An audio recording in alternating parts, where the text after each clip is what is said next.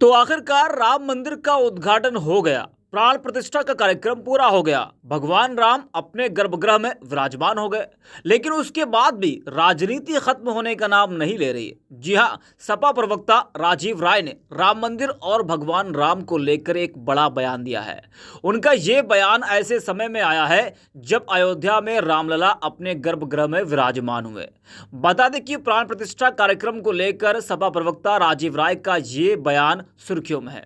उन्होंने कहा कि जब तक एक भी व्यक्ति की आंखों में आंसू होगा तब तक राम राज्य का सपना साकार नहीं होगा। उनका साफ इशारा बीजेपी पर था।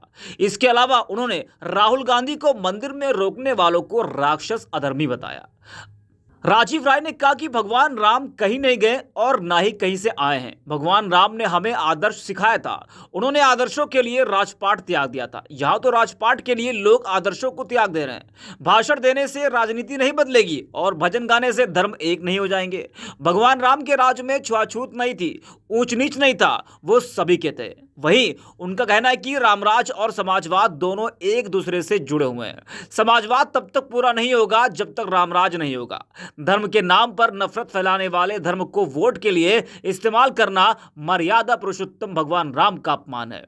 वहीं जब मीडिया ने उनसे राहुल गांधी को मंदिर में जाने से रोकने को लेकर सवाल किया तो राजीव राय ने कहा कि किसी को मंदिर में जाने से रोकना हिंदू धर्म में क्या है। भगवान राम ऐसे लोगों को सद्बुद्धि प्रदान करें। तो राम के नाम पर सियासत लगातार जारी है। बता दें कि राम के नाम पर सियासत कोई नई नहीं है। जब लंबी लड़ाई के बाद राम मंदिर बन गया, भगवान राम विराजमान हो गए, उसके बाद भी सियासत कम नहीं हो रही है। जहां बीजेपी गदगद है तो वही विपक्ष बीजेपी पर हमलावर है। राजीव राय ने क्या कुछ कहा है वो आपको सुनाते हैं।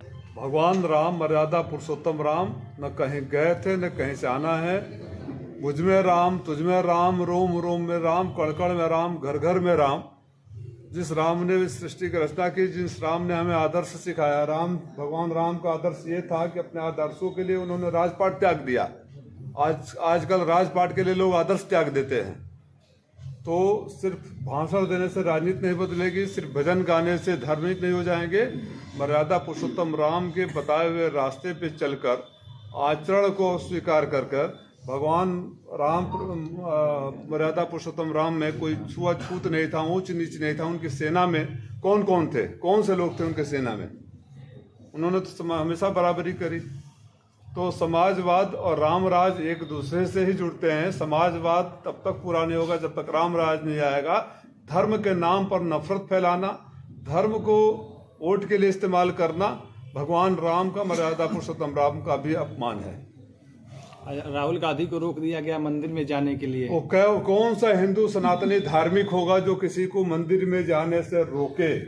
पहली बात, हम सबको मंदिर में जाने से के लिए न किसी के निमंत्रण की जरूरत है, न किसी की परमिशन की जरूरत है। लेकिन जो लोग मंदिर में जाकर पूजा करने वालों को रोकते हैं, उनको आत्मचिंतन करने की जरूरत है कि हिंदू धर्म को का नाम बढ़ा रहे हैं या घटा रहे हैं। मैं मर्यादा पुरुषोत्तम भगवान राम से बोलूंगा कि उनको भी सद्बुद्धि दें, जो भाषणों में इस्तेमाल कर उनको वोट बैंक समझ रहे हैं। समाजवादी पार्टी पर भारतीय जनता पार्टी के लोगों का कहना है कि जब राम सबके है तो समाजवादी पार्टी से अन्य दल क्यों नहीं गए राम मंदिर उद्घाटन में? माननीय गृह मंत्री क्यों नहीं आए? भारतीय जनता पार्टी के राष्ट्रीय अध्यक्ष क्यों नहीं आए? लाल कृष्ण आडवाणी जिन्होंने मूवमेंट रचाया था क्यों नहीं आए? उनकी तो सरकार है, उनको तो निमंत्रण देना था, निमंत्रण देने वाले ही नहीं आए, तो उन पे सवाल क्यों नहीं उठता है?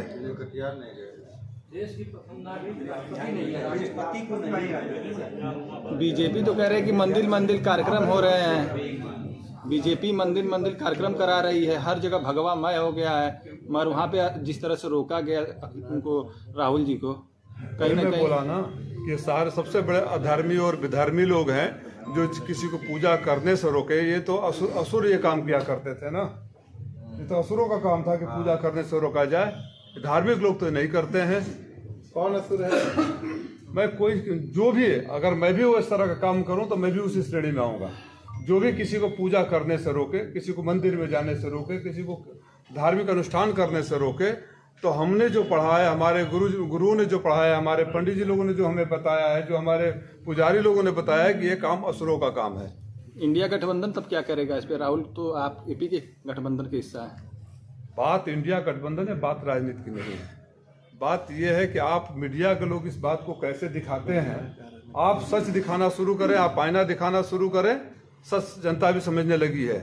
भगवान मैं कर देने से नहीं होगा। गरीब के घर में जब तक खुशहाली नहीं आएगी, बेरोजगारों को रोजगार नहीं मिलेगा। राम राज में आज भी एक बलात्कार हुआ है, आज भी 2 मर्डर हुआ है।